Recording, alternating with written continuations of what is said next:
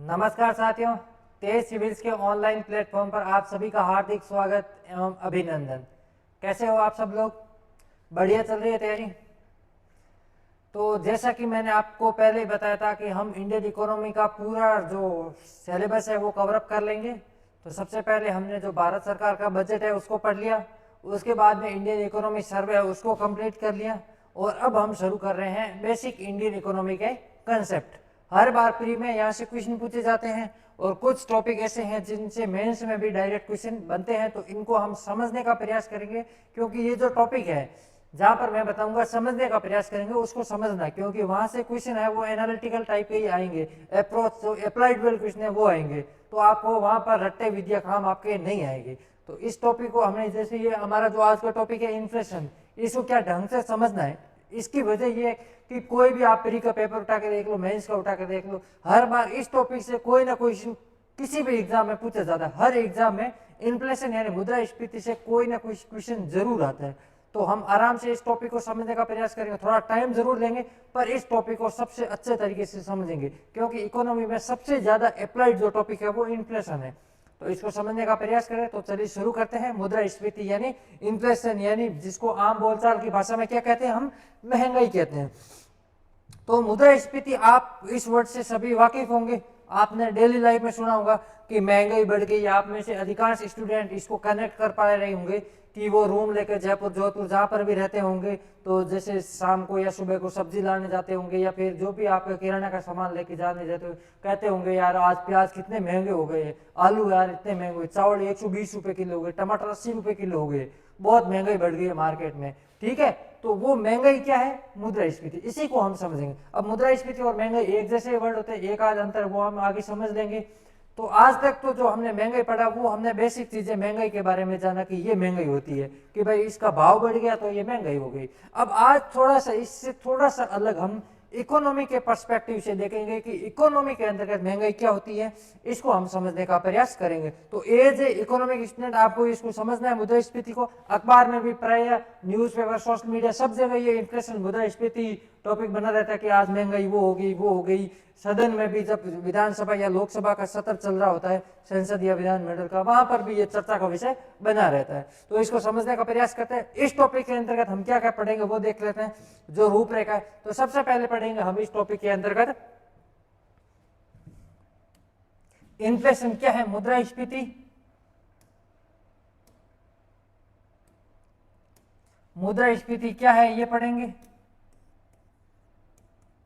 ठीक है। इसके बाद में हम पढ़ेंगे मुद्रास्फीति और महंगाई के अंतर्गत क्या अंतर है वो पढ़ेंगे। मुद्रास्फीति एंड महंगाई के अंतर क्या है वो पढ़ेंगे। फिर मुद्रास्फीति के कारक पढ़ेंगे या कारण पढ़ेंगे, वे कौन कौन से कारक है जिनकी वजह से मुद्रास्फीति या इन्फ्लेशन होती है।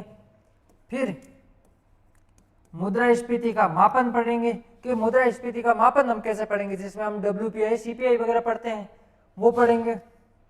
फिर इसके बाद में मुद्रास्फीति के प्रभाव पढ़ेंगे कि देश के इकोनॉमी के अंतर्गत या देश की आम जनता पर मुद्रास्फीति का क्या क्या प्रभाव पड़ता है वो पढ़ेंगे। इसके बाद में हम पढ़ेंगे मुद्रास्फीति के प्रकार, टाइप क्या क्या है मुद्रास्फीति, रेंगती हुई मुद्रास्फीति, लक्षित मुद्रास्फीति, कोर मुद्रास्फीति, हेडलाइन मुद्रास्फीति, इनके बारे में पढ़ेंगे। इसके बाद में मुद्रास्फीति को रोकने के प्रयास पढ़ेंगे, रोकने के प्रयास, RBI द्वारा या भारत सरकार द्वारा महंगाई को रोकने के लिए क्या क्या प्रयास किए जाते हैं, ये सारे के सारे टॉपिक हम इस चैप्टर के अंतर्गत पढ़ेंगे। आई थिंक इससे बाहर कोई भी क्वेश्चन नहीं जाने की संभावना नहीं बनती है। तो शुरू करते हैं एक एक करके। हमारा टॉपिक है इन्फ्लेशन यानी मुद्रास्फीति। शुरू करते हैं। तो सबसे पहले देखते हैं ये मुद्रास्फीति क्या होता है। तो मुद्रास्फीति को हम समझने का प्रयास करते हैं। मुद्रास्फीति क्या है, मुद्रास्फीति क्या है, सबसे पहले इसको समझने का प्रयास करते हैं। तो मुद्रास्फीति जो शब्द है इसके दो अर्थ निकाल जाते हैं, यह द्विअर्थी है। जब दोनों अर्थों को साथ में मिला लिया जाए तो सामूहिक रूप से उसको क्या कहेंगे, हम इन्फ्लेशन कहेंगे। क्या है दो अर्थी, पहला है वस्तु एवं सेवाओं के मूल्य में वृद्धि। दूसरा हो गया मुद्रा के मूल्य में कमी। तो ये हो गया हमारा मुद्रास्फीति का अर्थ। समझते हैं क्या होता है मुद्रास्फीति का उदाहरण, वस्तु एवं सेवाओं के मूल्य में वृद्धि और मुद्रा के मूल्य में कमी ही क्या है, इन्फ्लेशन है। अब इसको समझते हैं कैसे। सबसे पहले देखेंगे वस्तु के मूल्य में वृद्धि होना क्या है। अब किसको कहेंगे कि वस्तु के मूल्य में वृद्धि हो गई, इसको हम एक एग्जांपल से समझते हैं। मान लो कोई भी वस्तु आप ले लो, जैसे शूज ले लो। पहले कोई शूज मान लो 1200 रुपए में आते थे, अब उसकी कीमत बढ़कर 1400 रुपए हो गई। जैसे चावल ले लो, पहले 100 रुपए किलो मिलते थे, अब 110 रुपए किलो मिल रहे हैं। तो मतलब क्या हो गया, वस्तु की कीमत है उसमें वृद्धि हो गई, इसके भाव बढ़ गए हैं। साथ जो हम आम बोलचाल की भाषा में कहें तो इसके भाव बढ़ गए हैं, तो इसकी कीमत बढ़ने को क्या कहते हैं, वस्तु के मूल्य में कमी। इसको आप आराम से समझ लेंगे। फिर अगला वर्ड आता है सेवाओं के मूल्य में कमी।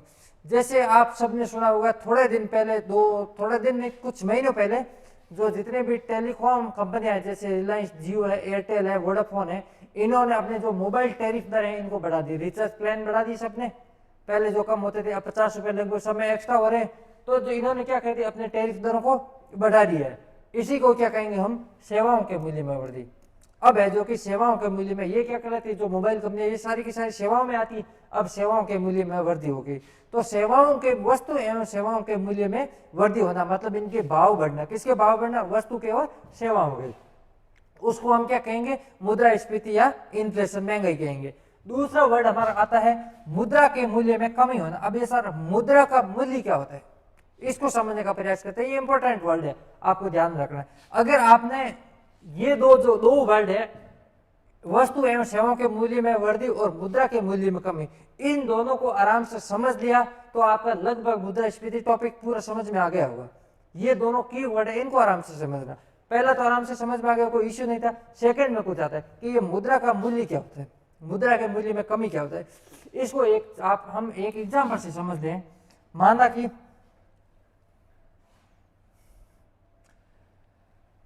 हमने वापस चावल का एग्जाम्पल लिया, राइस। पहले चावल मान लो 2023 की बात करें हम, इधर बात करेंगे हम 2024 की। नया पेज दे लेते हैं इसको, मुद्रा के मूल्य में कमी, मुद्रा के मूल्य में कमी। अब मुद्रा का मूल्य कम कैसे बताते हैं हम, एग्जाम्पल ले लिया एक 2023 का, एक ले लिया हमने 2024 का। किसके रेफरेंस में बात हो रही है, बात हो रही है हमारे चावल के रेफरेंस में। 2023 के अंदर चावल के 1 किलो प्राइस, चावल की प्राइस थी मान लो 100 रुपए। कितनी थी, 100 रुपए। 2024 के अंतर्गत 1 किलो चावल की प्राइस हो गई कितनी, 110 रुपए।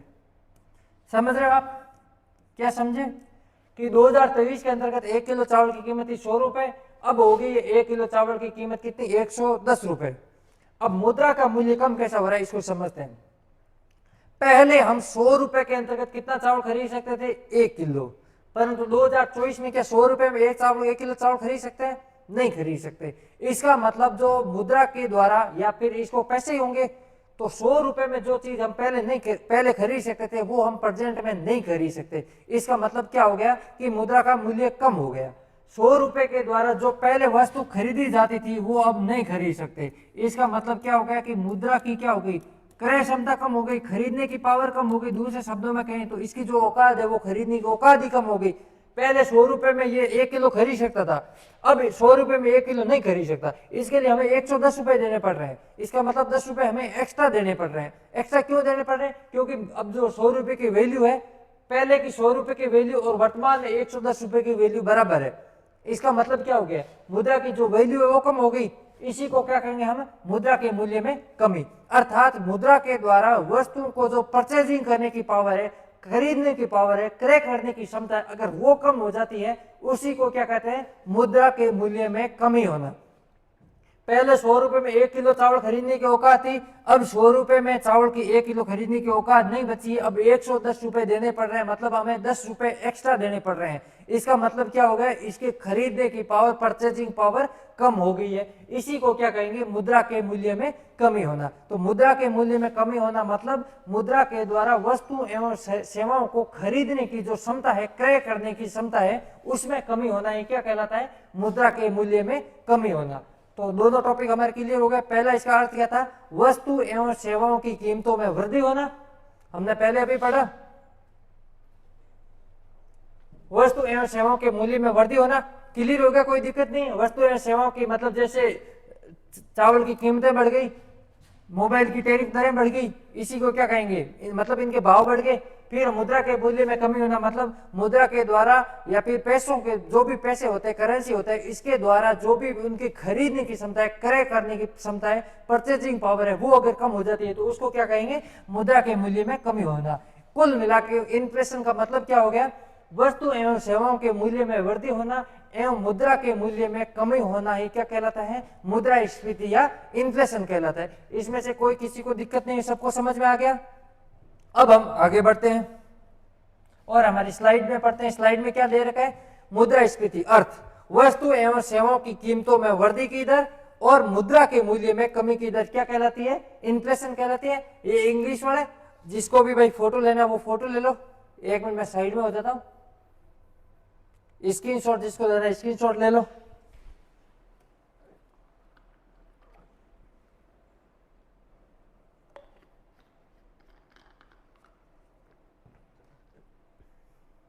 हो गया सबका। अब नेक्स्ट स्लाइड की ओर चलते हैं। नेक्स्ट स्लाइड में दे रखा है, मुद्रास्फीति के कारण मुद्रा के द्वारा वस्तु एवं सेवाओं को खरीदने की जो क्षमता है वो कम हो जाती है, अर्थात क्या हो जाती है, क्रय क्षमता कम हो जाती है। अभी हमने पढ़ा कि अगर मुद्रा के मूल्य में कमी हो जाती है, अर्थात मुद्रा के द्वारा वस्तु एवं सेवाओं को जो खरीदने की क्षमता है, जो परचेजिंग पावर है, वो कम हो जाती है। अब मुद्रास्फीति की गणना के बारे में देखते हैं। मुद्रास्फीति की गणना कैसे होती है, इसको समझने का प्रयास करते हैं। मुद्रास्फीति की गणना,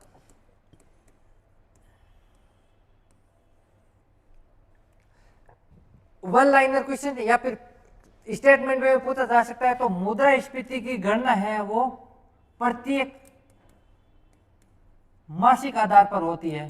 किस आधार पर होती है, मासिक आधार पर।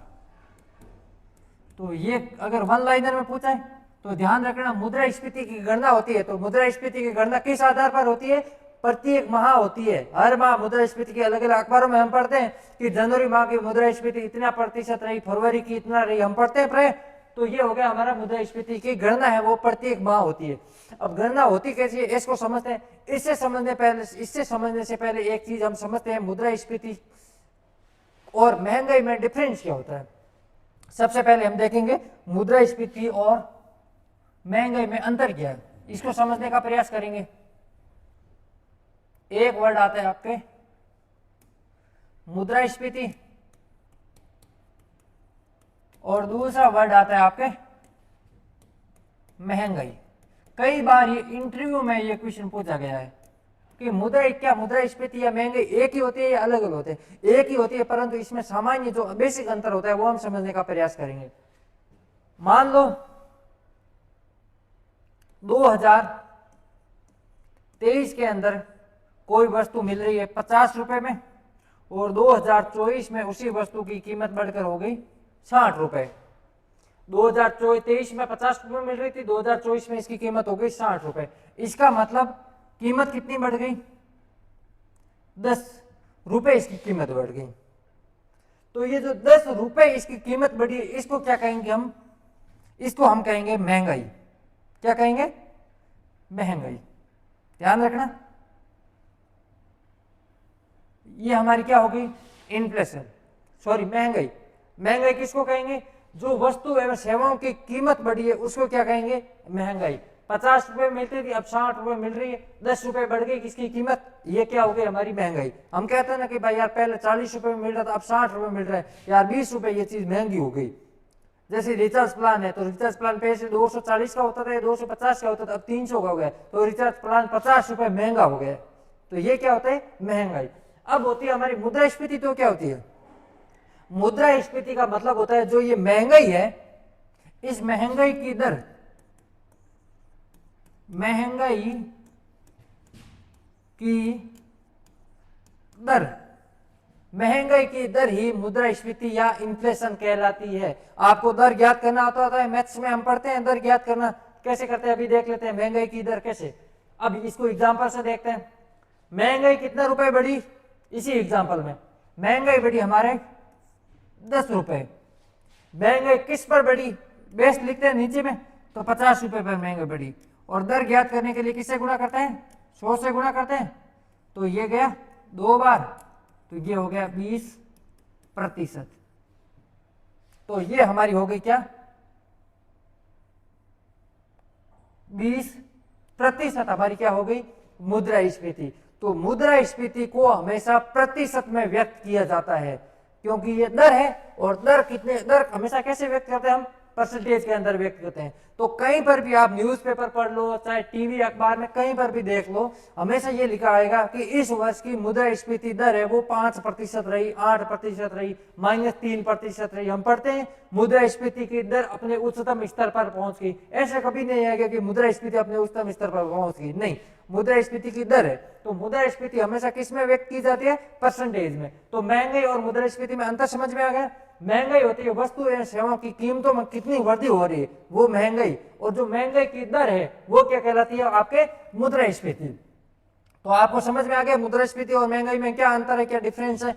कोई दिक्कत नहीं है, वापस बता देता हूं। 2023 में कोई वस्तु अगर 50 रुपए में मिल रही है, 2024 में वही वस्तु अगर 60 रुपए में मिल रही है, तो 10 रुपए उस वस्तु की क्या कीमत बढ़ गई? तो 10 रुपए जो कीमत बढ़ी है उसको क्या कहेंगे हम? महंगाई। तो किसी भी वस्तु एवं सेवाओं की कीमत में वृद्धि होना क्या कहलाता है? महंगाई। और मुद्रास्फीति किसे कहते हैं? जो महंगाई है उसकी दर, महंगाई इसी एग्जाम्पल में देखते हैं, महंगाई कितनी है? 10 रुपए। और दर ज्ञात करते हैं तो पता है आपका जो बेस होता है, बेस को नीचे लिखते हैं भाग में, बेस में भाग में लिख लिया, और दर को याद करते हैं तो 100 से गुणा करते हैं, तो ये हमारे क्या आ गया? 20%। तो ये क्या मुद्रास्फीति कितनी हो गई? 20%। मुद्रास्फीति और महंगाई में अंतर समझ में आ गया? महंगाई यानी वस्तु एवं सेवाओं की कीमतों में जो वृद्धि हो रही है, भाव बढ़ रहे हैं वो। और मुद्रास्फीति यानी जो महंगाई की दर है उसको क्या कहेंगे हम? मुद्रास्फीति कहेंगे। इसके बाद में हम देखते हैं, देखो आप सबको पता होगा कि पहले भारत के अंदर 25 पैसे और 50 पैसे अस्तित्व में थे। सबको पता होगा, जो 2000 के आसपास जिनका बर्थ डेट है उनको सबको पता होगा 25 पैसे और 50 पैसे पहले एग्जिस्टेंस थे।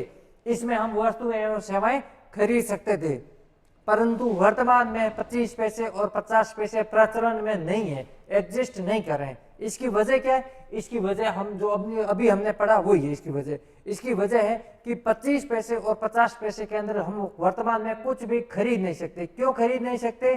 क्योंकि 25 पैसे और 50 पैसे की मुद्रा की क्या हो गई है? वैल्यू कम हो गई है, और उसी अनुपात में वस्तु एवं सेवाओं की कीमत बढ़ गई है। अब 25 और 50 पैसे में कुछ चीज आ ही नहीं सकती। क्यों? क्योंकि 25 और 50 पैसे की मुद्रा की मूल्य वो कम हो गया। मुद्रा के द्वारा, इन पैसों के द्वारा जो खरीदने की क्षमता है, क्रय पावर है, परचेजिंग पावर है, वो क्या हो गई है? कम हो गई। उसी अनुपात में क्या हो गया? वस्तु एवं सेवाओं की कीमतें बढ़ गई है।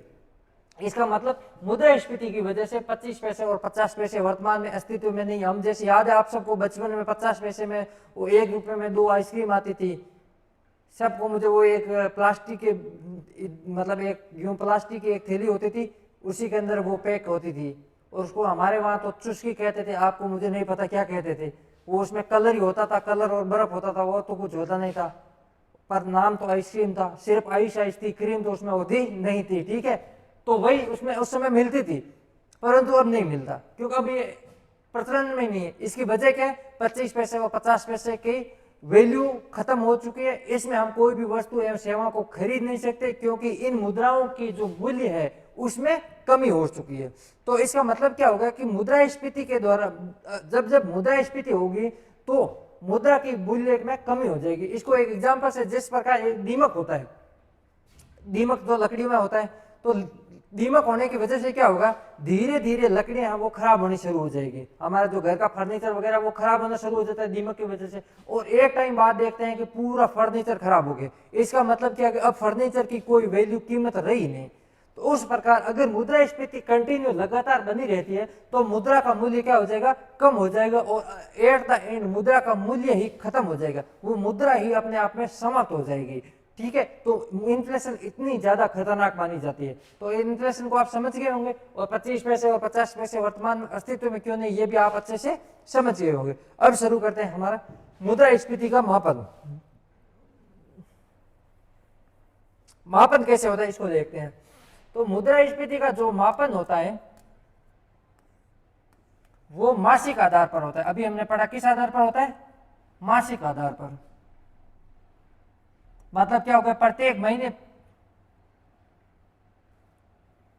हर एक महीने मुद्रास्फीति को काउंट किया जाएगा। अब मुद्रास्फीति का जो गणना होगी वो किस प्रकार की जाएगी इसको समझते हैं। इसको एक एग्जांपल से देखते हैं। अभी 2024 चल रहा है, तो हमारा जो आधार वर्ष होगा 2023 और 2024 होगा, और इधर हो जाएगी हमारी इन्फ्लेशन। क्या हो जाएगी, इन्फ्लेशन।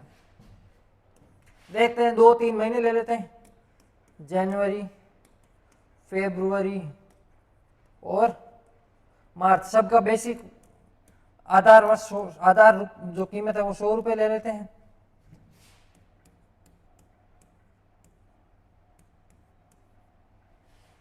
देखते हैं कोई भी आप वस्तु, वापस जो हम पहले एग्जांपल ले रहे थे उसी को ले लेते हैं। चावल एक एग्जांपल ले लिया, 2023 जनवरी, क्योंकि मासिक आधार पर हो रहा है तो हम मासिक आधार पर इसकी गणना करेंगे। 12 महीनों का नहीं करें हम, एग्जांपल में केवल 3 महीने का करें। मान लो जनवरी 2023 की बात कर रहे हैं, किसकी, जनवरी 2023 की। जनवरी 2023 के अंतर्गत चावल की कीमत है 100 रुपए। फरवरी 2023 के अंदर भी चावल की कीमत 100 रुपए। 100 इसलिए रख रहे हैं ताकि हमें कैलकुलेशन में आसानी रहे। फिर मार्च 2023 के अंदर भी चावल की कीमत 100 रुपए। वहीं जनवरी 2024 में चावल की कीमत बढ़कर 105 रुपए हो गई। फरवरी 2024 में चावल की कीमत बढ़कर कम होकर 93 रुपए हो गई, और मार्च 2024 में चावल की कीमत बढ़कर 102 रुपए हो गई। तो हम इन्फ्लेशन को कैसे याद करेंगे, देखते हैं। यहां पर देखो कितने रुपए बढ़ी कीमत, 5 रुपए कीमत बढ़ी है। यहां पर देखो कीमत क्या हुई है, 7 रुपए कम हुई है, तो हमने माइनस में लिख लिया। यहां पर देखो कीमत 2 रुपए आपकी बढ़ी है, तो ये तो क्या हो गई, हमारी महंगाई हो गई। अब हमें क्या ज्ञात करना है, इन्फ्लेशन। इन्फ्लेशन कैसे करेंगे, 5 अपॉन आधार वर्ष 100 इंटू 100, कितना हो गया, 5%। तो इन्फ्लेशन हमारी हो गई 5%, क्योंकि प्लस में है पहले ही तो प्लस में हो जाएगी। ये कितनी होगी, -7 आधार वर्ष 100, और दर ज्ञात करना है तो 100 से गुणा कर दिया, तो ये कितनी हो गई, -7%। 2 अपॉन आधार 100, दर ज्ञात करना है तो 100 से गुणा करेंगे तो ये कितना हो गया, +2%। कोई किसी को इश्यू नहीं। मुद्रास्फीति पॉजिटिव में भी हो सकती है और नेगेटिव में भी हो सकती है, नकारात्मक भी हो सकती है और सकारात्मक भी हो सकती है। मान लो पिछले वर्ष कीमत इसकी 100 रुपए थी और इस वर्ष मान लो कीमत कम हो गई, तो ये क्या हो गई, महंगाई कम हो गई, तो ये मुद्रास्फीति क्या हो गई, नकारात्मक दर हो गई। ठीक है, कोई इश्यू नहीं है। तो इस प्रकार हम मुद्रास्फीति का मापन करते हैं। अब मापन कैसे करते हैं, मासिक आधार पर करते हैं, परंतु इसमें ध्यान रखना मुद्रास्फीति का मापन प्रत्येक महीने किया जाता है, परंतु अगर हमें तुलना करनी हो तो तुलना करने के लिए पिछले वर्ष के उसी माह से तुलना की जाती है, पिछले वर्ष के उसी माह से। जैसे हमें जनवरी 2024, ये जनवरी 2024 है, अगर हमें जनवरी 2024 के अंतर्गत मुद्रास्फीति को मापना है तो हम तुलना कैसे करेंगे, जनवरी 2023 के आंकड़ों से करेंगे, पिछले वर्ष के उसी माह से। पिछला वर्ष यानी 2023, उसी माह यानी जनवरी। तो मुद्रास्फीति का मापन प्रत्येक माह किया जाता है, मासिक आधार पर किया जाता है, और इसकी जो तुलना होती है वो प्रत्येक पिछले वर्ष के उसी माह से की जाती है जिस वर्ष हम मुद्रास्फीति का मापन करना चाहते हैं। कोई इसमें इश्यू नहीं है, मुझे लगता है सबको क्लियर हो गया होगा। वापस देख लेते हैं इसको, हमारी स्लाइड क्या कह रही है।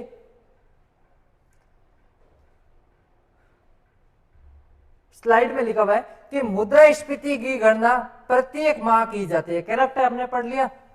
परंतु कीमतों की तुलना उसी माह के पिछले साल की कीमतों से की जाती है। उसी माह, सेम माह होना चाहिए। जनवरी, अगर हमें जनवरी 2024 की गणना करनी है कि जनवरी 2024 में इन्फ्लेशन या महंगाई कितनी है, तो क्या करना है, उसी माह के पिछले साल उसी माह कौन सा होगा, माह सेम, मंथ सेम हो गया, और पिछला साल क्या हो जाएगा 2023, इसकी कीमतों से करेंगे हम।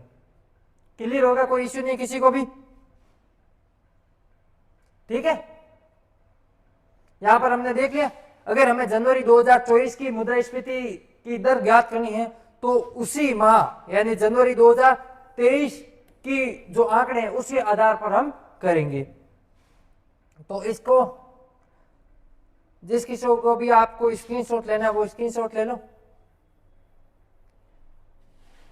उसके बाद में एक और चीज है, मैं समझा देता हूं आपको इसमें, जिसको स्क्रीनशॉट लेना वो ले लो।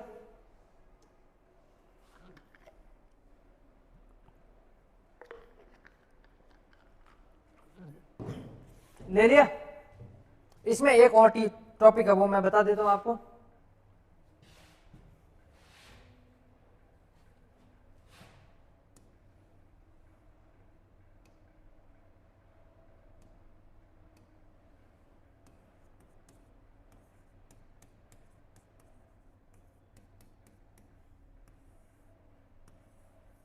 मुद्रास्फीति, अगर मान लो अब आप में से कई लोग कहेंगे सर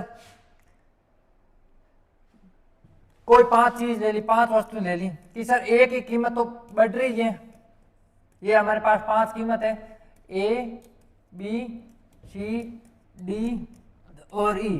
एक की कीमत तो 10 रुपए बढ़ रही है, दो की -2 रुपए कम हो रही, एक की -7 हो रही, एक की -5 हो रही, एक की +15 हो रही है। तो सर हम कैसे ज्ञात करेंगे कि इन्फ्लेशन है या नहीं है, क्योंकि कुछ वस्तुओं की कीमत बढ़ रही है, कुछ की घट रही है। तो क्या ऐसा होगा कि सी वस्तु में तो कम हो रही है तो इसकी मुद्रास्फीति नकारात्मक होगी, इसकी सकारात्मक होगी, या इसकी सकारात्मक होगी? ऐसा नहीं होगी। इसको ज्ञात करने, आप में से अगर कोई व्यक्ति चाहे कि मुझे इन्फ्लेशन ज्ञात करनी है कि वास्तव में इन्फ्लेशन कितनी है देश में, आप अगर वास्तव में ज्ञात करना चाहे तो ज्ञात कर सकते हैं। आपको इसके लिए क्या करना होगा, जैसे अभी हमारा महीना चल रहा है अक्टूबर, तो हम बात कर लेते हैं अक्टूबर की। अक्टूबर 2024 हमें इन्फ्लेशन ज्ञात करनी है, तो इन्फ्लेशन अभी तो हम ज्ञात कर नहीं सकते, अगले वर्ष ज्ञात होगी अपने हमसे, ठीक है। तो मान लो कोई व्यक्ति अक्टूबर 2024 में एक सामान की उसके पास, आप लिस्ट बना लो, आप में से कोई भी 1 से लेकर 10 तक सामान लेने, आप लिस्ट बना ली कि 1 नंबर पर मुझे ये 10 चीजें, आपने क्वांटिटी भी लिख ली कि भाई 1 किलो चावल लाना है, 1 शूज लाने, शूज कौन सी कंपनी के लाने, कितने नंबर के लाने वो भी लिख लिया, ये मुझे परफ्यूम लाना है, ये फोन लाना है, जो भी XYZ आपने, वॉच पेन वगैरह जो भी आपने 10 की लिस्ट बना ली, उसकी क्वांटिटी भी लिख ली। आपका नजदीक का जो भी, जैसे रिलायंस स्टोर है, आप वहां गए, डी मार्ट, जो भी जहां पर भी ढंग का स्टोर होना चाहिए, ठीक है, वहां पर स्टोर गए, आपने 10 की 10 वस्तु खरीद ली, बिल ले लिया, और मान लो आपका बिल आया 5000 रुपए, कितना, 5000 रुपए, ये आपका बिल आ गया। अब आपको इन्फ्लेशन ज्ञात करनी है, तो आप इन्फ्लेशन कब होगी, मैंने कहा अगर आपको किसी महीने की इन्फ्लेशन ज्ञात करनी है तो पिछले माह, पिछले वर्ष के उसी माह के आंकड़ों से की जाएगी।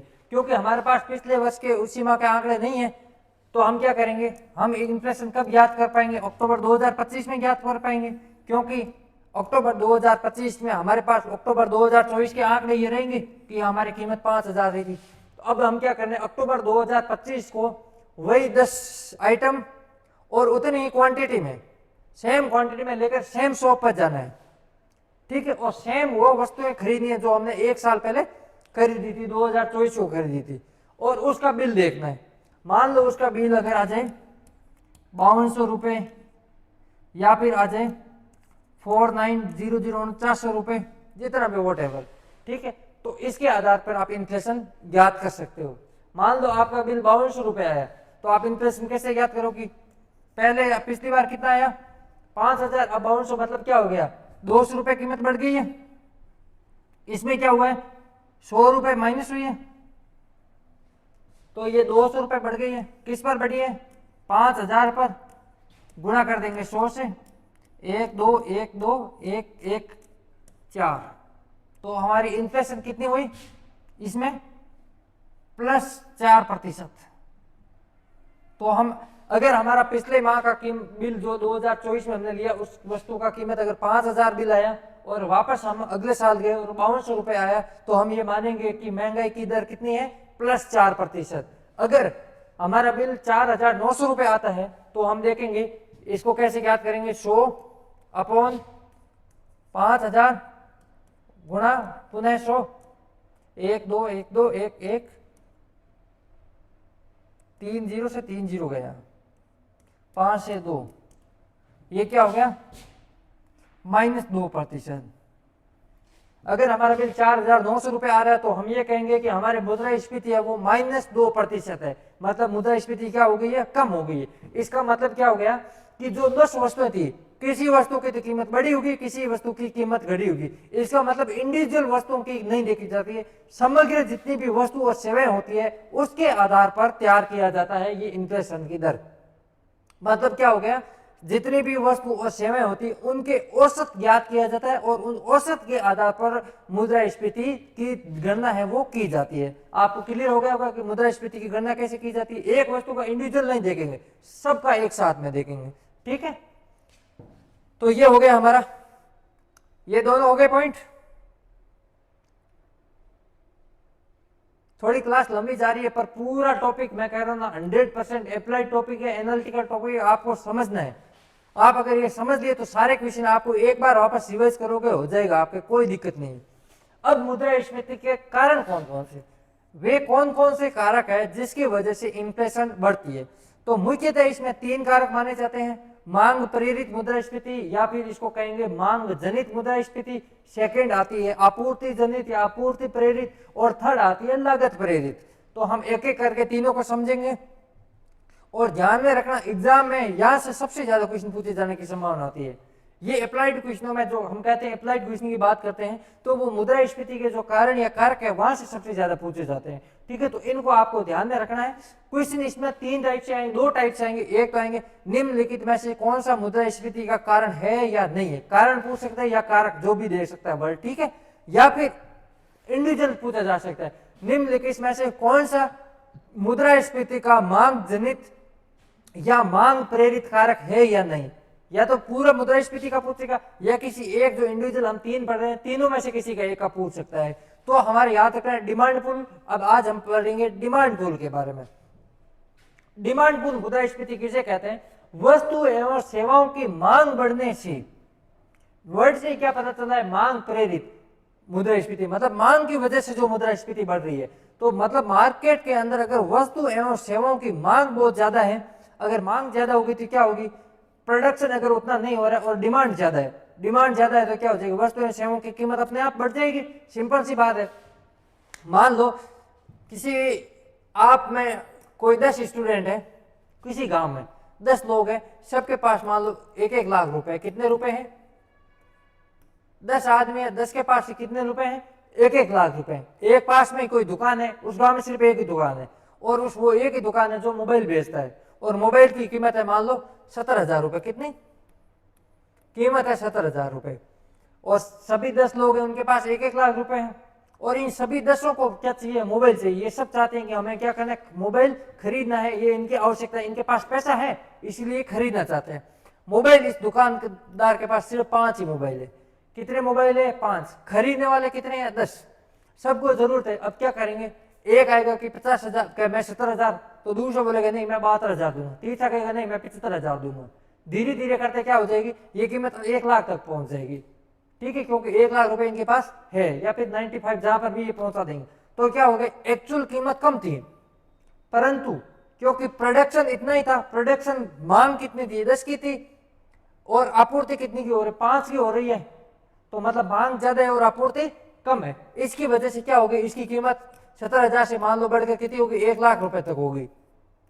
तो ये मुद्रास्फीति कौन सी कहलाती है, मांग प्रेरित, मतलब मार्केट में मांग ज्यादा है, ठीक है।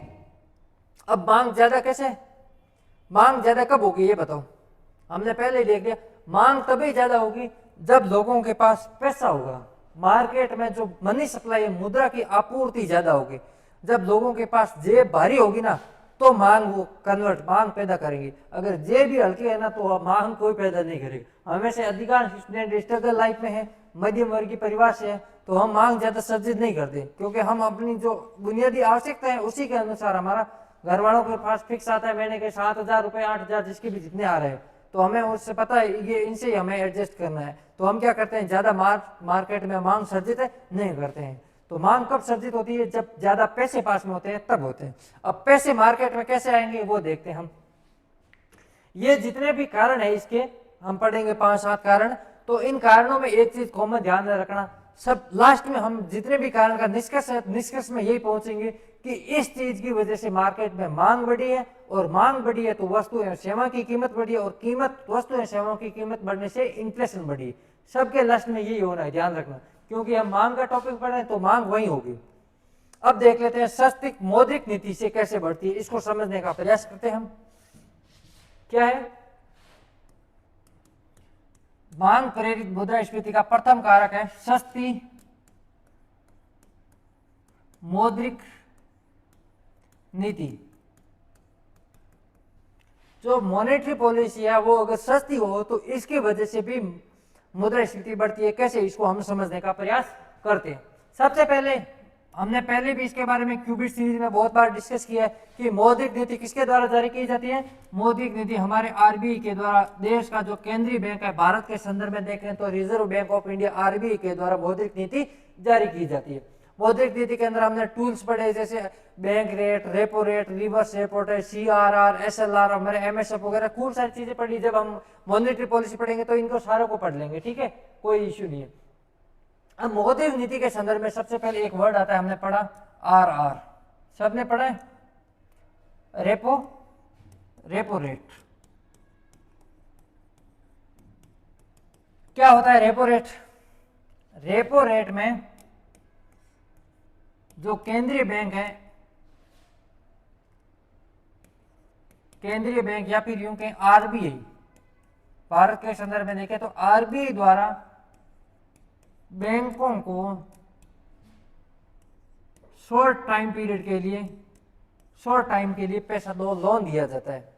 क्या होता है हमारा रेपो रेट? आरबीआई द्वारा बैंकों को जो अल्पकाल के लिए ऋण दिया जाता है, उस ऋण की ब्याज दर होती है, उसको क्या कहते हैं, रेपो रेट कहते हैं। मतलब आरबीआई किसको पैसे दे रही है? बैंकों को। ध्यान में रखना, आरबीआई किसको पैसे दे रही है? बैंकों को, ठीक है। अब हमारा जो पॉइंट है वो कह रहा है सस्ती मौद्रिक नीति। सस्ती का मतलब क्या हो गया? कोई चीज को कम करना। अगर आरबीआई अपनी रेपो रेट की दरों को कम कर लेती है, क्या कर लेती है? रेपो रेट की दरों को कम कर लेती है। इसका मतलब क्या हो गया कि आरबीआई अब है जो कि बैंकों को जितना भी पैसा देगी वो सस्ते ब्याज पर देगी, कम ब्याज पर देगी, ठीक है। तो आरबीआई द्वारा क्या किया गया? बैंकों को कम ब्याज पर पैसा दिया। अब कम ब्याज पर पैसा दिया तो बैंक भी क्या करेंगे? आगे पैसा देते हैं। बैंक किसको पैसे देते हैं? जनता को पैसा देते हैं। तो फिर बैंक भी जनता को कम ब्याज दर पर पैसा देगी। आरबीआई ने रेपो रेट को कम कर दिया, इसका मतलब आरबीआई द्वारा बैंकों को जो पैसा दिया जा रहा है वो कम ब्याज पर दिया जाएगा। तो बैंक भी आम जनता को जो पैसा देगी वो कम ब्याज पर देगी। अब जब कम ब्याज पर देगी तो जनता क्या करेगी? अधिक से अधिक बैंकों के पास जाएगी और पैसा लेगी, लोन, क्योंकि ब्याज दर कम है। तो क्या करेगा? अगर मान लो बैंक कम ब्याज दर पर लोन दे रहा है तो हम सब क्या चाहेंगे कि अधिक से अधिक बैंकों से क्या ले लें? लोन ले लें, ताकि हमारी जो भी आवश्यकता है, घर बनाना है, किसी को गाड़ी लेनी है, जो भी XYZ, किसी को गोल्ड खरीदना है, तो वो क्या कर सकते हैं? हम पूरा कर सकते हैं हमारी आवश्यकताओं को कम ब्याज दर पर। तो जनता क्या करेगी? अधिक से अधिक बैंकों से ब्याज लेने का प्रयास, ब्याज पे लोन लेने का प्रयास करेगी। तो मतलब क्या हो गया? जनता के पास फिर ज्यादा पैसा हो जाएगा। अगर जनता के पास ज्यादा पैसा हो जाएगा तो पैसा होने की वजह से जनता क्या जाएगी? मार्केट में जाएगी, और मार्केट में जाकर वस्तु एवं सेवाओं की मांग करेगी। जब वस्तु एवं सेवाओं की मांग करेगी तो वस्तु एवं सेवाओं की कीमत है वो बढ़ जाएगी, और वस्तु एवं सेवाओं की कीमत बढ़ने से क्या होगी? हमारी मुद्रास्फीति है बढ़ जाएगी। लास्ट में वही चेन आई, मांग बढ़ी तो वस्तु एवं सेवाओं की कीमत बढ़ी, वस्तु एवं सेवाओं की कीमत बढ़ी तो क्या बढ़ी? इन्फ्लेशन बढ़ी। तो हमारा जो सस्ती मौद्रिक नीति समझ में आ गया किस प्रकार मुद्रास्फीति का कारण बढ़ती है।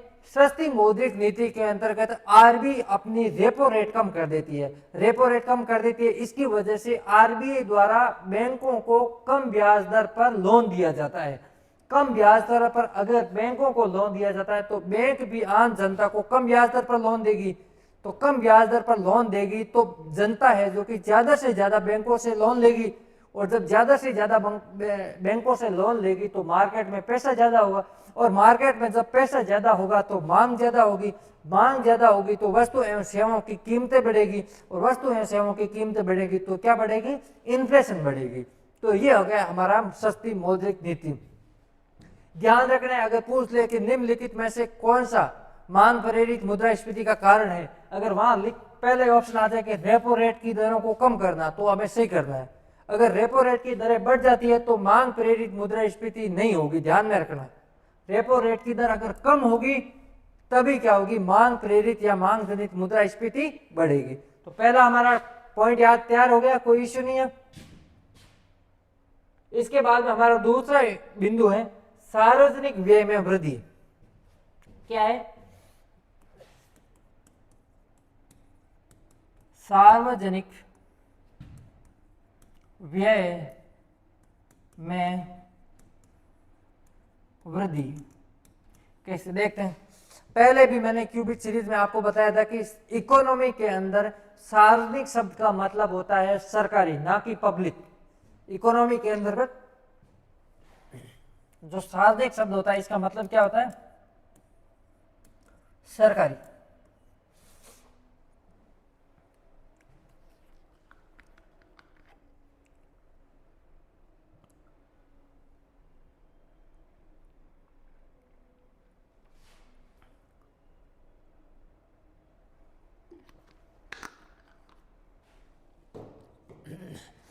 अब देखते हैं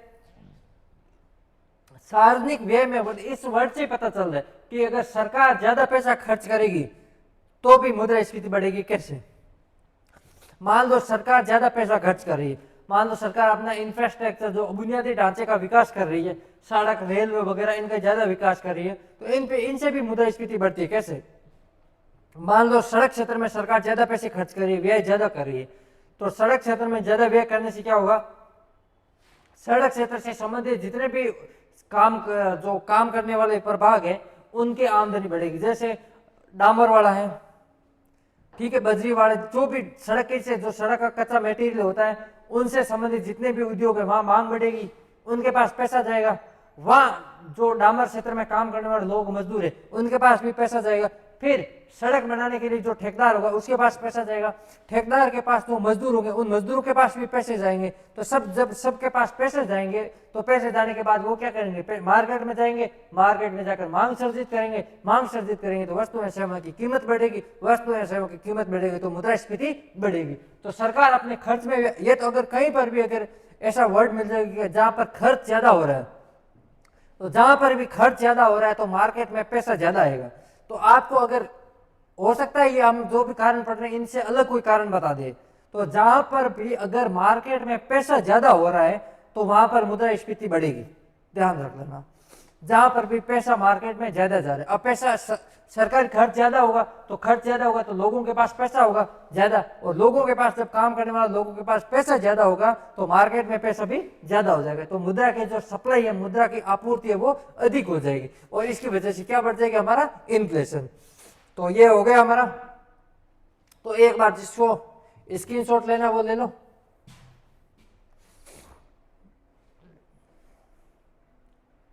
मुद्रास्फीति के कारण में मांग प्रेरित मुद्रास्फीति, इसका पहला कारण है सस्ती मौद्रिक नीति। दूसरा है सार्वजनिक व्यय में वृद्धि, इंक्रीजेज इन पब्लिक एक्सपेंडिचर। अब हम तीसरा इसका पॉइंट देखते हैं, मांग प्रेरित मुद्रास्फीति का तीसरा कारण क्या है? तीसरा कारण,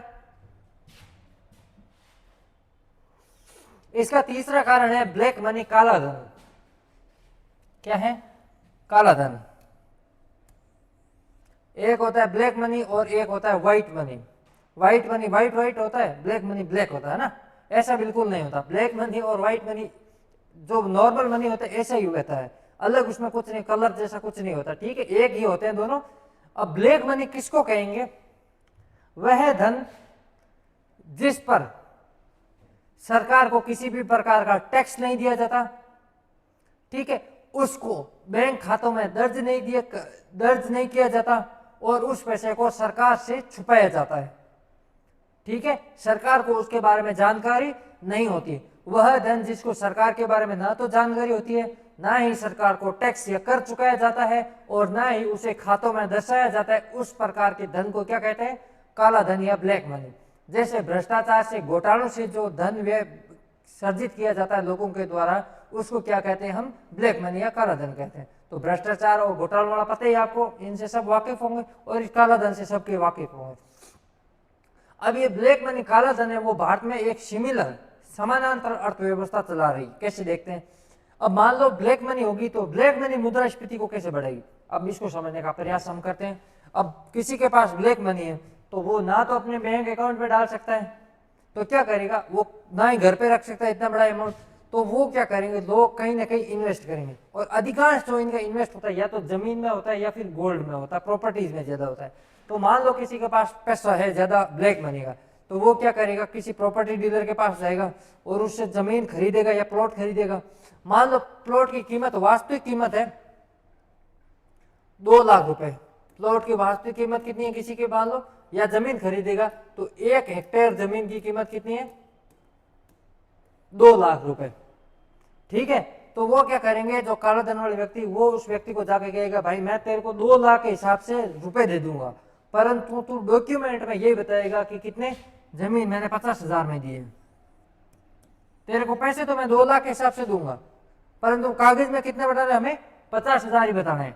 ये 1.5 लाख जो एक्स्ट्रा, ये तेरे को मैं अलग से दे दूंगा, इसको वहां पर मेंशन नहीं करना है। तो ये लोग क्या करते हैं? 50,000 के हिसाब से तो दे देते अपने खाते में से, फिर वो 1 पॉइंट जो 50 लाख रुपए बचा, 1.5 लाख रुपए बचा, वो जो ब्लैक मनी, उससे वो पैसा देते थे, ठीक है। तो अब क्या हो गया? जो जिसने खरीदा उसके तो वो पैसे लग गए, इन्वेस्ट हो गए और उसने अपनी प्रॉपर्टी ले ली। अब जिसके पास पैसा गया तो वो क्या करेगा? तो वो जिसके पास पैसा ज्यादा जाएगा तो वो क्या करेगा? कुछ ना कुछ खरीदने का प्रयास करेगा। अगर उसने प्रॉपर्टी बेची है तो कुछ ना कुछ तो खरीदेगा तो क्या होगा? मार्केट में पैसा ज्यादा जाएगा। क्योंकि ये 2 लाख की बात नहीं हो रही, क्योंकि भ्रष्टाचार और घोटाले इतने व्यापक पैमाने पर होते हैं कि ये मार्केट में बहुत ज्यादा पैसा लगा आ जाता है इसकी वजह से। तो मार्केट में मनी की सप्लाई ज्यादा हो जाती है और जब मार्केट में मनी की सप्लाई ज्यादा हो जाती है तो क्या होता है? वस्तु एवं सेवाओं की कीमत बढ़ जाती है और कीमत बढ़ने से क्या हो जाता है? मुद्रास्फीति बढ़ जाती है। तो काला धन की वजह से भी मुद्रास्फीति बढ़ती है। फिर हमारा आता है विदेशी निवेश में वृद्धि। निवेश में वृद्धि से इन्फ्लेशन कैसे बढ़ती है, इसको समझने का प्रयास करते हैं। थोड़ा अजीब भी लग रहा होगा कि निवेश बढ़ रहा है, तो निवेश तो बढ़ना अच्छी बात है, बिल्कुल अच्छी बात है, देश की इकोनॉमी के लिए एक सकारात्मक पक्ष है, परंतु इसका एक नकारात्मक पक्ष भी है। कैसे, वो हम समझने का प्रयास करेंगे। इस विदेशी निवेश की जगह वर्ड हो सकता है विदेशी अंतःप्रवाह का बढ़ना, ये वर्ड भी वहां लिखा आ सकता है, ठीक है। विदेशी अंतःप्रवाह, विदेशी धन का अंतःप्रवाह बढ़ना,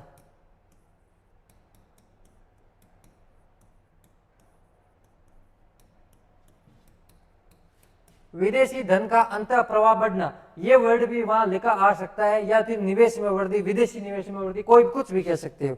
अब इसमें निवेश में वृद्धि होने से इन्फ्लेशन कैसे बढ़ेगी, इसको समझने का हम प्रयास करते हैं। मान लो विदेशी निवेश, अब इसको एक एग्जांपल से समझते हैं। जैसे हमारा भारत में अपने एनसीआर में एक जगह आती है जिसका नाम है गुरुग्राम। पहले नाम गुड़गांव था, अब नाम गुरुग्राम हो गया। गुरुग्राम में बहुत सारी विदेशी कंपनियां स्थापित है भारत में। वहां पर पहले जमीन की कीमत कम थी, परंतु बहुत ज्यादा विदेशी कंपनियां आ गई, तो वहां के जो लोग थे उन्होंने अपनी जो कीमत है, जमीन की कीमत है, उनकी कीमत बहुत ज्यादा बढ़ा दी। मान लो पहले वहां 1 हेक्टेयर की कीमत 2 लाख थी, तो इन्होंने बढ़ाकर बिल्कुल 25 लाख कर दी। इतनी ज्यादा वहां वृद्धि हो गई, वहां वृद्धि ज्यादा हो गई और वहां पर विदेशी संस्थान भी ज्यादा आ गए, कंपनियां ज्यादा आ गई, ठीक है। तो वहां की जमीन के भाव एकदम से बढ़ गए। तो जो वास्तव कीमत कितनी थी 2 लाख, वहां कितने दे रहे हैं? 25 लाख, मतलब 23 लाख रुपए एक्स्ट्रा दे रहे हैं। तो अब वहां पर जितने भी लोग जिन्होंने जमीन बेची, तो 23 लाख रुपए अगर उनके पास एक्स्ट्रा आएंगे तो वो मार्केट में जाएंगे, कुछ ना कुछ पैसा खर्च करेंगे तो क्या होगी? मांग बढ़ेगी तो वस्तु सीमा कीमत बढ़ेगी तो हमारा वही चक्कर, मुद्रास्फीति बढ़ेगी। तो अत्यधिक निवेश, अगर इसमें यह है कि अत्यधिक निवेश अगर किसी एक पर्टिकुलर क्षेत्र में एक फिक्स टाइम पीरियड के अंदर ज्यादा हो जाता है, मतलब अगर निरंतर सतत रूप से निवेश होता है तो वो इश्यू नहीं होता है। अगर पूरे अगर देश में होता है तो कोई दिक्कत नहीं। अगर पर्टिकुलर एक ही क्षेत्र में निवेश ज्यादा होता है और एक ही समय पर निवेश ज्यादा हो जाता है तो विदेशी पैसा ज्यादा आ जाएगा, और पैसा ज्यादा आने से क्या हो जाएगा, वस्तु एवं सेवाओं की कीमत बढ़ेगी। जैसे 1980 के दशक या 90 के दशक में वियतनाम में ऐसी घटना हुई थी। वियतनाम में बहुत सारी विदेशी कंपनियों ने एक साथ आकर वियतनाम में खूब सारा इन्वेस्ट कर दिया, और खूब सारा इन्वेस्ट कर दिया तो मार्केट में इतना ज्यादा पैसा हो गया कि वियतनाम के अंदर का तो मुद्रास्फीति अपने उच्चतम से भी उच्चतम लेवल पर पहुंच गई। मतलब मुद्रास्फीति वहां पर अनियंत्रित हो गई, इतनी ज्यादा मुद्रास्फीति हो गई। तो अत्यधिक विदेशी निवेश अगर एक साथ में ज्यादा आ रहा है तो वो देश की इकोनॉमी में मुद्रास्फीति को बढ़ाने का कार्य करता है। तो ये भी समझ में आ गया। फिर हमारा आता है सार्वजनिक ऋण में कमी और करों में कमी। इन दोनों को हम समझ लेते हैं। एक है सार्वजनिक ऋण में कमी, सबसे पहले इसको समझते हैं। सार्वजनिक ऋण में कमी। अभी सार्वजनिक ऋण मतलब क्या हो गया, सार्वजनिक का पहले बता दिया। सार्वजनिक वर्ड का मतलब इकोनॉमी में होता है सरकारी ऋण में कमी से मुद्रास्फीति कैसे बढ़ती है समझने का प्रयास करते हैं। हम सब ने पढ़ा है कि सरकार हमेशा घाटे में रहती है। आजकल ये तो चर्चा में ज्यादा ही बना हुआ है। जो आप करंट से अगर थोड़ा बहुत भी अपडेट हो तो जो विपक्षी ओपोजिशन है उनके द्वारा आरोप लगा जा रहे हैं कि भारत का जो प्रति व्यक्ति बोझ है, ऋण बोझ है, वो पहले से डबल हो गया। भारत का भी जो ऋण है वो बहुत ज्यादा बढ़ गया है। भारत पर भी हमारा बहुत ज्यादा है। हम पढ़ते भी सरकार का राजकोषीय घाटा इतना है, मतलब हमारे पास 100 रुपए हैं और हम खर्च कितना कर रहे हैं, 105 रुपए कर रहे हैं, तो हमारे पे क्या ऋण है। तो सरकार क्या करती है, अधिकांश समय सरकार अपना ऋण किससे लेके पूरा करती है, बैंकों से लेती है। सरकार के पास पैसा एक्स्ट्रा लेने के लिए क्या करती है, जो बैंक होते हैं उनके पास जाते हैं और उनको बोलते हैं भाई मुझे ऋण दे दे। और बैंक कोई छोटा मोटा ऋण नहीं होता है, वो होता है 5,000 करोड़ का, 10,000 करोड़ का, 50,000 करोड़ का, इतना बड़ा ऋण होता है। क्योंकि सरकार है, कोई मतलब एक आम आदमी तो है नहीं, तो बड़ा ऋण होता है। और बैंक भी क्या करते हैं, सरकार को ऋण देने में खुशी होती है उनको। क्यों, क्योंकि वहां पर ना तो पैसा डूबेगा और बिल्कुल सेफ है। तो सरकार क्या करती है, जो बैंक है उनसे पैसा ले लेती है। तो यहां पे देखो, बैंक और सरकार दो चीजें हो गई। तो बैंक क्या करती है, सरकार को पैसा देती है। अगर सरकारी ऋण में कमी, इसका मतलब अगर सरकार है जो कि बैंक से पैसा लेना कम कर दे, अगर सरकार का राजकोषीय घाटा कम हो, सरकार कहे नहीं हमें पैसों की जरूरत ही नहीं, ज्यादा लेन देन, हमें ज्यादा ऋण की जरूरत नहीं है, तो क्या होगा, फिर बैंक क्या करेगी, जो सरकार को मान लो पहले सरकार को वो 10,000 करोड़ रुपए ऋण दे रहे थे, कितना 10,000, सरकार अब कह रही नहीं हमें कितना चाहिए, सिर्फ 2,000 करोड़ ऋण चाहिए। कितना चाहिए, 2,000 करोड़ ऋण। तो अब बैंक के पास कितना ऋण एक्स्ट्रा हो गया, 8,000 करोड़ रुपए एक्स्ट्रा हो गया। सरकार के पास 8,000 करोड़ रुपए, सॉरी बैंक के पास ये एक्स्ट्रा हो गया। अब बैंक क्या करेगी, 8,000 करोड़ रुपए का क्या करेगी, जनता को देगी। अब जनता लेगी नहीं, जनता को जरूरत है नहीं, जनता क्यों उच्च ब्याज दर पर लेगी। तो बैंक क्या करेगी, अपनी ब्याज दरों को कम कर देगी। बैंक ब्याज दरों को कम कर देगी। बैंक अपनी सस्ती ब्याज दर पर लोगों को पैसा देगी। जब सस्ती ब्याज दर पर बैंक पैसा देगी तो जनता अधिक से अधिक क्या करेगी, बैंक से पैसा लेने का प्रयास करेंगे। और जब बैंक से पैसा अधिक से अधिक लेने का प्रयास करेंगे तो मार्केट में मुद्रा की सप्लाई बढ़ गई, मुद्रा की सप्लाई बढ़ेगी तो मांग बढ़ेगी, मांग बढ़ेगी तो वस्तु एवं सेवाओं की कीमत बढ़ेगी, और वस्तु एवं सेवाओं की कीमत बढ़ने से क्या बढ़ती है, हमारी मुद्रास्फीति बढ़ती है। तो सरकारी अगर ऋण में कमी हो जाए, ये इंपॉर्टेंट है क्योंकि हम हर बार हम वर्दी देख रहे हैं, पर यहाँ पर कमी है। सरकार अगर बैंकों से पैसा लेना कम कर दे, तो बैंकों से सरकार पैसा लेने कम करने के बाद बैंक के पास पैसा ज्यादा बच जाएगा, तो बैंक क्या करेगा, उसकी अपनी ब्याज दरों को कम कर देगा। ब्याज दरों को कम कर देगा तो बैंकों से जनता पैसा ज्यादा लेगी, और बैंकों से जब जनता पैसा ज्यादा लेगी तो मार्केट में मुद्रा की सप्लाई है जो कि बढ़ जाएगी, और जब मार्केट में मुद्रा की सप्लाई बढ़ जाएगी तो मांग बढ़ेगी, और मांग बढ़ने से वस्तु एवं सेवाओं की कीमत बढ़ेगी, और वस्तु एवं सेवाओं की कीमत बढ़ने से क्या बढ़ेगी, हमारी इन्फ्लेशन या मुद्रास्फीति बढ़ेगी। तो ये हो गया हमारे सार्वजनिक ऋण में कमी। अगला हमारा पॉइंट है करों में कमी। टैक्सेशन में अगर वह कमी कर दे सरकार तो कैसे मुद्रास्फीति बढ़ेगी, करों में कमी। अगर सरकार अपनी जो कर व्यवस्था है उसमें कर प्रणाली में ढील दे देती है, छूट देती है, कर कम कर देती है, तो मान लो किसी व्यक्ति के पास पहले 100 रुपए वो कमाता था और टैक्स के रूप में 10 रुपए देता था। अब सरकार ने क्या कर दिया, टैक्स को कम कर दिया और 100 रुपए अब टैक्स कितना ले रहा है, मान लो 8% ले रहा है। तो पहले इसके पास 90 रुपए बच रहे थे, अब कितने बच रहे हैं, 92 रुपए, 92 रुपए बच रहे हैं। तो मतलब क्या हो गया, लोगों के पास पैसा अब ज्यादा बच रहा है। और जब लोगों के पास पैसा ज्यादा बच रहा है तो क्या हो गया, मार्केट में वापस वही मुद्रा की सप्लाई है, जो मुद्रा की आपूर्ति बढ़ेगी, मुद्रा की आपूर्ति बढ़ेगी तो मांग बढ़ेगी, मांग बढ़ेगी तो वस्तुओं एवं सेवाओं की कीमत बढ़ेगी, कीमत बढ़ेगी तो क्या हो जाएगा, हमारा इन्फ्लेशन बढ़ेगा। तो करों में अगर सरकार कमी कर देती है, ठीक है, किसी भी वस्तु पर या सेवा पर जो टैक्स लगा रही है या फिर प्रत्यक्ष कर लगा रही है, अगर वो टैक्स ही कम कर दे तो टैक्स कम होने की वजह से क्या हो जाएगा, मुद्रास्फीति बढ़ेगी। ठीक है, क्योंकि लोगों के पास पैसा, फिर कर कम हो जाएंगे तो पैसा ज्यादा हो जाएगा लोगों के पास, और जब पैसा ज्यादा होता है तो हमारी मांग प्रेरित मुद्रास्फीति वहां पर बढ़ जाती है। तो ये हो गया हमारा। इसके बाद में हमने सार्वजनिक ऋणों में कमी पढ़ ली, फिर करों में कमी पढ़ ली। अब है हमारा जनसंख्या में वृद्धि और निर्यात में वृद्धि। जनसंख्या में वृद्धि होगी तो सिंपल सी बात है, जनसंख्या में वृद्धि होगी तो क्या होगी, लोगों को ज्यादा चीजें जरूरत होगी, और ज्यादा अगर वस्तुएं सेवाओं की जरूरत ज्यादा होगी तो वो डिमांड ज्यादा करेंगे। अब डिमांड ज्यादा करेंगे तो वस्तुएं सेवाओं की कीमत बढ़ जाएगी, कीमत बढ़ेगी तो क्या हो जाएगी, मुद्रास्फीति बढ़ जाएगी। तो सिंपल सा है, आप सभी इसके बारे में जानते हैं। अगला हम देखते हैं निर्यात में वृद्धि। निर्यात में वृद्धि, अगर निर्यात में वृद्धि होती है तो भी इन्फ्लेशन या मुद्रास्फीति बढ़ती है। कैसे, इसके दो पहलू होते हैं, दोनों पहलुओं को हम समझने का प्रयास करते हैं। अगर सरकार एक्सपोर्ट बढ़ा देती है तो एक्सपोर्ट, मान लो थोड़े दिन पहले हमारे इंडिया में ये हुआ था कि सरकार ने जो प्याज है वो ज्यादा एक्सपोर्ट कर दिए थे, तो इसकी वजह से क्या हो गया, हमारे देश में है जो कि देश के अंतर्गत इनकी जो उपलब्धता है वो कम हो जाती है। एक पहला पॉइंट तो क्या हो जाएगा, जो वस्तु है उसकी हमारे यहाँ उपलब्धता कम हो जाएगी, क्योंकि सारा तो सारा हमने क्या कर दिया, निर्यात कर दिया, एक्सपोर्ट। अब हमारे पास खुद के खाने के लिए लाले पड़ रहे हैं, तो क्या हो जाएगा, हमारे पास जब उपलब्धता खुद के पास ही कम हो जाएगी तो क्या करेगा, हमारे यहाँ पर प्याज की कीमत बढ़ जाएगी। तो अभी आपने देखा होगा कि पहले प्याज हमने, सरकार ने ज्यादा एक्सपोर्ट कर दिया था, हमारे यहाँ खुद को जरूरत अब कम हो गई, हमारे खुद के यूज के लिए अब है ही नहीं, तो अब खुद के यूज के लिए नहीं, कम है, और मार्केट में प्याज कम है, मार्केट में प्याज की डिमांड ज्यादा है, तो फिर क्या होगा, प्याज की कीमत बढ़ जाती है। ठीक है, तो इसी पर इसलिए सरकार ने अभी क्या किया कि प्याज पर जो निर्यात है उसको क्या करते हैं, प्रतिबंधित कर दिया कि हम अब इसको निर्यात ही नहीं करेंगे। तो निर्यात अगर ज्यादा हो जाता है तो उस वस्तु की या सेवा की देश में उपलब्धता कम हो जाती है, उपलब्धता कम हो जाएगी तो इसकी वजह से क्या होगी, इन्फ्लेशन बढ़ेगी। दूसरा, अगर निर्यात बढ़ेगा तो लोगों के पास पैसा ज्यादा आएगा, तो निर्यातक लोग है जो भी निर्यात कर रहे हैं तो उनके पास ज्यादा पैसा आएगा। जब उनके पास ज्यादा पैसा आएंगे तो वो मार्केट में मांग सर्जित करेंगे, और जब वो मार्केट में मांग सर्जित करेंगे तो वस्तु एवं सेवाओं की कीमत बढ़ेगी, और जब वस्तु एवं सेवाओं की कीमत बढ़ेगी तो इन्फ्लेशन बढ़ेगी। तो ये हमारा मांग प्रेरित मुद्रास्फीति क्लियर हो गया।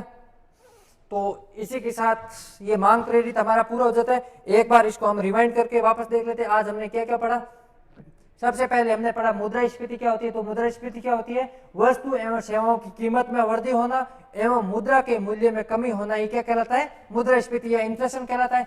फिर हमने पढ़ा मुद्रास्फीति के कारण जो वस्तु एवं सेवाओं को खरीदने की जो मुद्रा की क्षमता है वो कम हो जाती है, अर्थात मुद्रा की जो परचेजिंग पावर है, क्रय क्षमता कम हो जाती है। फिर मुद्रा की गणना के लिए पढ़ा था।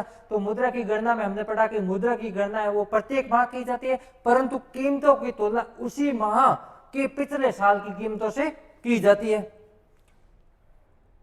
फिर हमने पढ़ा मुद्रास्फीति के कारण में हमने पढ़ा सबसे पहले मांग प्रेरित या मांग जनित demand pull inflation. Demand pull inflation जब होती है जब वस्तु एवं सेवाओं की मांग बढ़ जाती है। अगर जब मांग बढ़ जाती है और उसी के अनुरूप अगर वस्तु एवं सेवाओं का उत्पादन प्रोडक्शन नहीं हो रहा है तो उससे है क्या, मांग प्रेरित मुद्रास्फीति उत्पन्न होती है। इसके कारण क्या थे, एक पहला पढ़ा हमने सस्ती मौद्रिक नीति, दूसरा हमने पढ़ा सार्वजनिक व्यय में वृद्धि, तीसरा हमने पढ़ा काला धन, चौथा हमने पढ़ा निवेश में वृद्धि, पांचवा हमने पढ़ा निर्यात में वृद्धि, छठा हमने पढ़ा जनसंख्या में वृद्धि, सातवां हमने पढ़ा करों में कमी, और आठवां हमने पढ़ा सार्वजनिक ऋण में कमी। तो आज की क्लास में हमारे ये पूरा हो गया। कल की क्लास में हम जो अगला हमारा टॉपिक है आपूर्ति प्रेरित मुद्रास्फीति और लागत प्रेरित मुद्रास्फीति, उसको समझने का प्रयास करेंगे। आई होप ये क्लास सबको समझ में आ गई होगी। जिस किसी को भी ये कंसेप्ट अगर क्लियर नहीं हो तो वो कमेंट बॉक्स में कमेंट कर देना कि सर ये हमारा टॉपिक या ये चीज समझ में नहीं है, तो मैं उसको वापस कल समझा दूंगा, कोई इश्यू नहीं है। अगर किसी को भी, क्योंकि ये पूरे के पूरे आपके अप्लाइड क्वेश्चन यहाँ से बनेंगे। तो जिसको भी अगर ये 8 पॉइंट 8 में से कोई भी पॉइंट समझ में नहीं आया, या पहले जो हमने मुद्रास्फीति की बेसिक जानकारी पढ़ी, किसी को भी कोई भी अगर चीज समझ में नहीं आए तो कमेंट बॉक्स में कमेंट करना कि सर यहाँ पर ये चीज समझ में नहीं है, उसको अगली क्लास में हम क्या कर देंगे, वापस एक बार समझने का प्रयास कर देंगे, क्योंकि ये इंप्रेशन ही एक सबसे इंपॉर्टेंट टॉपिक है जिसको समझने की सबसे ज्यादा जरूरत है। तो आज के लिए इतना ही, मिलते हैं कल की क्लास में, तब तक के लिए नमस्कार।